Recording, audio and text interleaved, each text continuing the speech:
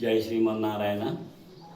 ప్రతి సంవత్సరం మాదిరిగానే శ్రీ లక్ష్మీనారాయణ స్వామి దేవాలయంలో స్వామివారి పాదాలపైన సూర్యకిరణాలు పడడం జరుగుతున్నది.